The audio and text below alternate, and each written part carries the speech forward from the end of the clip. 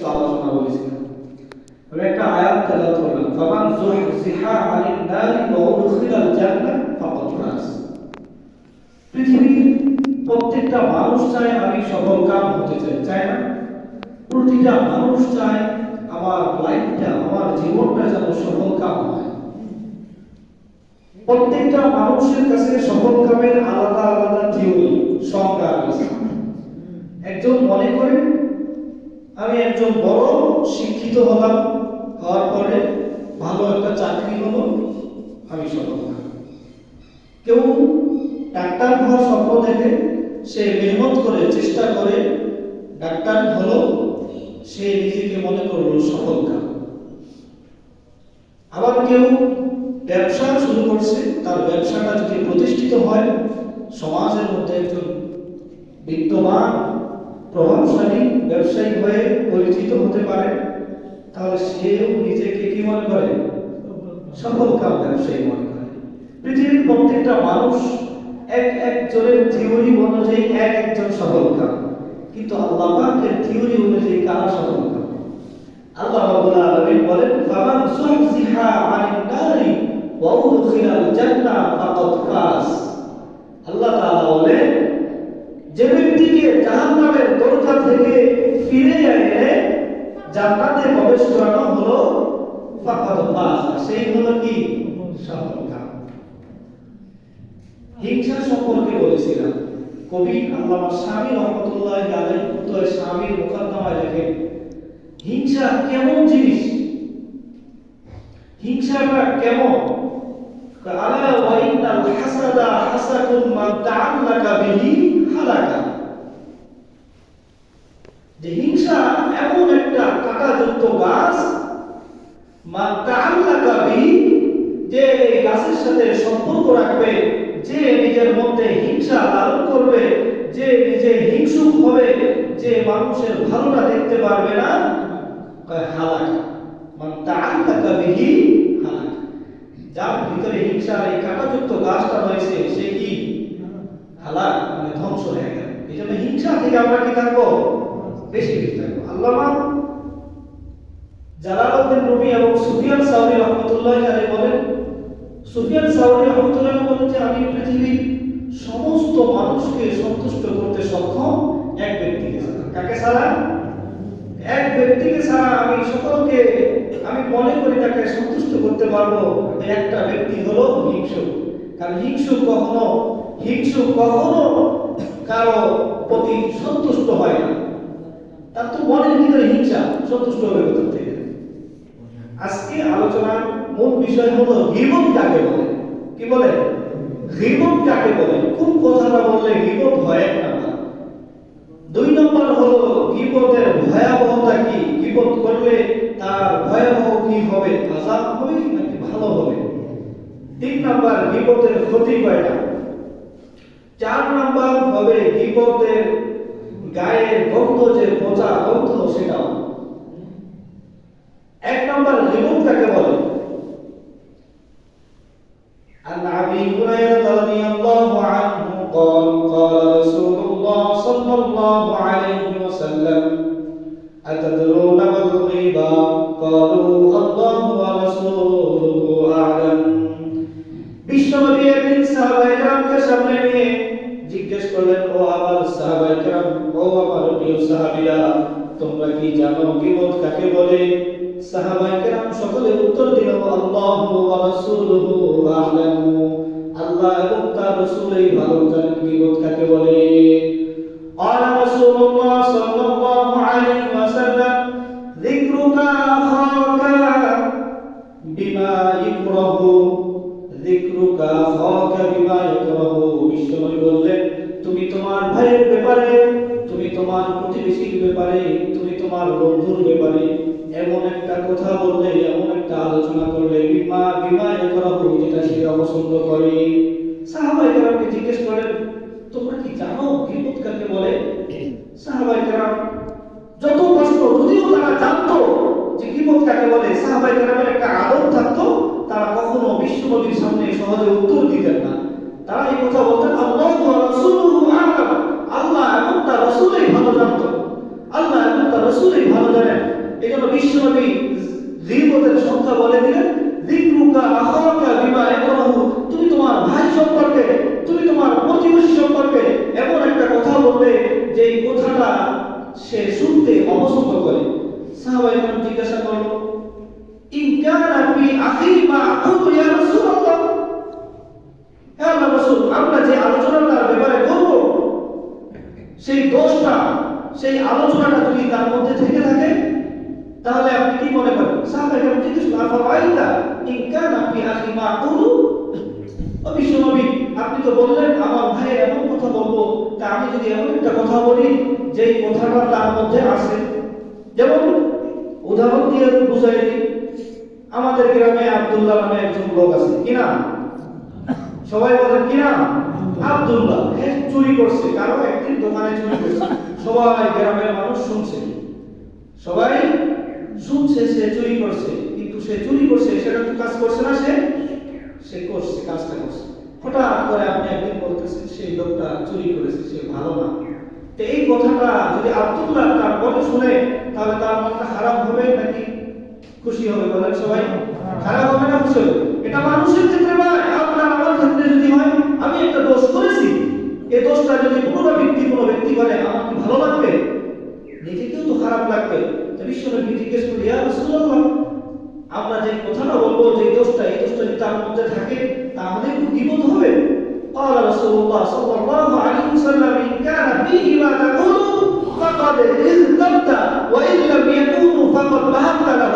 বিশ্বনবী বললেন, তুমি যে কথাটা বলবে, তুমি যে কথাটা তাকে বলবে, সেটা যদি সে করে থাকে তাহলে তো গীবত, আর যদি সে সেটা করে না থাকে তাহলে তো তুমি তাকে মিথ্যা অপবাদ দিলে।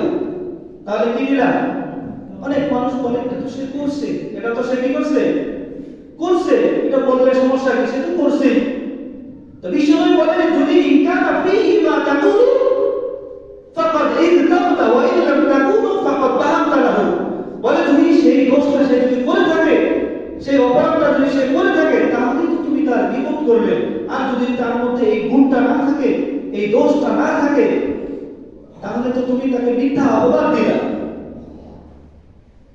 এজন্য বিশ্বনবী বুখারী শরীফের 6477 নম্বর হাদিসের মধ্যে বিশ্বনবী বলেন যে, আন আবী হুরায়রা রাদিয়াল্লাহু আনহু قال قال رسول الله صلى الله عليه وسلم إن العبد لا يتكلم بالكلمة ما يتبين فيها يزن بها في النار أبعد بين المشرق। বিশ্বনবী বলেন যে বান্দা এমন একটা কথা বলে, বান্দা এমন মাঝে মধ্যে এমন কথা বলে যে কথার গুরুত্ব সম্পর্কে তার জানা নাই, সে জানে না এই কথাটা কি, তার মর্মটা কি, কিন্তু সেই কথাটা তাকে জাহান্নামের এত গভীরে নিয়ে যায় যে আবআদু বাইনাল মাশরিকি, যে তার মাঝে এবং জাহান্নামের মাঝে যেমন পূর্ব এবং পশ্চিমের মাঝে যতটুকু দূরত্ব, বান্দাকে এমন দূরে নিয়ে যায়, জাহান্নামের এত গভীরে নিয়ে যায় যে পূর্ব এবং পশ্চিমের মাঝে যতটুকু ফাঁকা, এত দূরত্ব, যতটুকু দূরত্ব, তাকে জাহান্নামের এত গভীরে নিয়ে যাওয়া হয়। নাউযুবিল্লাহ। অনেক সময় আমরা কথা বলি 3-4 জন চায়ের দোকানে বসতে বসতে কথা শুরু হয়ে গেছে, ইমাম সাহেব তো এমন, মুয়াজ্জিন সাহেব তো এমন, সভাপতি সাহেব তো এমন, পরে বলছে ভাই এটা বললেন কেন? এটা এমনি বললাম, এমনি বলছি। কি বলছি? এমনি বলছি, বলি না আমরা এমনি বলছি, ভাই এমনি বলে। বিশ্বনবী বলে, ইন্নাল আবদা লা ইয়াতাকাল্লামু বিল কালিমাতি, বান্দা এমন কথা বলে, এমন একটা কথা বলে, সে মা ইয়াতাবায়্যানু ফিহা, এই কথার বর্ণনাই জানে না, সে কথাটা যে বলবো, ওই যে বলে এমনি বলছি, তাইয়ুযিল্লু বিহা ফিন নার, তাকে জাহান্নামের এত গভীরে আল্লাহ তাআলা প্রবেশ করাবেন যার দূরত্ব সম্পর্কে কারো ধারণা নেই। শুধু একটা সাংখ্যিক উদাহরণ দিছে যে পূর্ব এবং পশ্চিমে যত দূরত্ব, এত দূরত্ব তাকে জাহান্নামের ভিতরে ঢুকাবে বলতে কি বুঝছেন? একটা মানুষ আগুনের উপরে থাকলে যে তাপটা তার গায়ে লাগবে, তাকে যদি আগুনের ভিতরে ঢুকিয়ে দেওয়া হয় একই তাপ লাগবে না বেশি লাগবে? তার মানে তার শাস্তিটা কম হবে নাকি বেশি হবে? তারপরে হাদিস 78 নম্বর 6478 নম্বর হাদিস বুখারী শরীফের, এখানে বলেন, ইন্নাল আবদা লা ইয়াতাকাল্লামু বিল কালিমাতি মিন রিদওয়ানিল্লাহি লা ইউতি লাহা বালান ইয়ারফাউল্লাহু বিহি দারাজাত। বিশ্বনবী বলেন যে বান্দা আল্লাহ পাকের সন্তুষ্টির জন্য এমন কথা বলে, এমন সাধারণ কথা বলে, সেই কথার মর্ম সে জানে না, কিন্তু ইয়ারফাউল্লাহু বিহি দারাজাত, আল্লাহ তাআলা সুবহানাল্লাহ। বলেন হাদিস ওয়া ইন্নাল আবদা লা ইয়াতাকাল্লামু বিল কালিমাতি মিন সাহাবিল্লাহ লা ইউদি লাহা বালান ইয়াহদি বিহি ফি জাহান্নাম। বিশ্বনবী বলেন আমার বান্দা এমন কথা বলে, এমন সাধারণ কথা বলে, এমন একটা কথা বলে যে কথাটা তার মর্ম জানা নেই, কিন্তু সেই কথাটা তাকে জাহান্নামের কঠিন গভীরে তাকে নিয়ে যায়। এর দ্বারা বোঝা গেল সাধারণ কথাগুলো, কি কথাগুলো? সাধারণ কথাগুলো মানুষকে কোথায় নিয়ে যায়? আমরা যে কথা বলি সেটাই তো বিপদ। বিশ্বনবী বুখারী শরীফের 1739 নম্বর হাদিসে আল্লাহ বিশ্বনবী বিশ্বনবী সাল্লাল্লাহু আলাইহি ওয়াসাল্লাম কি বলেন আরেক হাদিসের মধ্যে, যে মানুষের সম্মানটা কি, মানুষের ইজ্জতটা কি, মানুষ একটা কত দামি, মানুষের সম্মান কতটুকু। বিশ্বনবী কুরবানির দিনে কুরবানির খাতাবার নাসা قال النبي صلى الله عليه وسلم أبي هريرة رضي الله تعالى عنه أن النبي صلى الله عليه وسلم خطب الناس يوم النحر قالوا فأي الناس فأي يوم هذا। বিশ্বনবী সাহাবায়ে কেরামকে কুরবানির দিনে যখন খুতবা দিচ্ছেন তখন জিজ্ঞাসা করতেছেন আইয়ু ইয়াউমিন হাযা, তোমরা কি জানো আজকের এই দিনটা কোন দিন? ক্বালু ইয়াউমুন হারাম, তারা সকলেই বলল এই দিনটা হলো সম্মানিত দিন। তারপর আবার জিজ্ঞাসা করলো আইয়ু বালাদিন হাযা, তোমরা কি জানো এই দেশটা, এই শহরটা কোন শহর? সকলে জিজ্ঞাসা করলো বালাদুল হারাম, এটা তো সম্মানিত শহর। তারপর আবার জিজ্ঞেস করলো আইয়ু শাহরিন হাযা, তোমরা কি জানো এই মাসটা কোন মাস? সাহাবায়ে কেরাম সকলে উত্তর দিলেন ক্বালু, তারা বললেন শাহরুল হারাম, এটা হলো একটা সম্মানিত মাস। সুম্মা ক্বালা, অতঃপর তিনি বিশ্বনবী বললেন ইন্না দিমাআকুম ওয়া আমওয়ালাকুম ওয়া আওরাদাকুম আলাইকুম হারামুন কাহুরমাতি ইয়াউমিকুম হাযা ফি বালাদিকুম হাযা ফি শাহরিকুম হাযা ফাআআদাহু বিরার। বিশ্বনবী বলেন একটা মুমিনের সম্পদ, তার ইজ্জত, তার মর্যাদা, তার সম্পদ এমন আলাইকুম হারাম, তোমাদের উপর এমন সম্মানিত যেমন আজকের এই দিনটা, আজকের এই সময়টা, আজকের এই শহরটা যেমন সম্মানিত। একজন মুমিনের সম্পদ, একজন মুমিনের ইজ্জত, একজন মুমিনের সম্মান এত সম্মানিত। সুম্মা রাফা রাসাহু, অতঃপর বিশ্বনবী তার মাথাটা উঠে বলেন আল্লাহুম্মা হাল বাল্লাগতু, আল্লাহুম্মা হাল বাল্লাগতু, আল্লাহ আমি কি তোমার পয়গাম, তোমার বাণীগুলো মানুষের মধ্যে পৌঁছে দিতে পেরেছি? এভাবে দুইবার বলেন। আব্বাস রাদিয়াল্লাহু তাআলা আনহু বলেন যে ওয়াল্লাযী নাফসি বিয়াদিহি ইন্নাহা লা ইউসাল্লিহি ইলা উম্মতিহি লা ইউসিদ। বিশ্বনবী হযরত আব্দুল্লাহ ইবনে আব্বাস রাদিয়াল্লাহু আনহু বলেন যে বিশ্বনবী যখন এই কথাগুলো বলে আমি ওই সত্তার কসম করে বলতেছি, ওই আল্লাহ পাকের জাতের কসম করে বলতেছি, বিশ্বনবী এই কথাগুলো তার উম্মতকে ওসিয়ত স্বরূপ বলেছেন। কি স্বরূপ বলেছেন?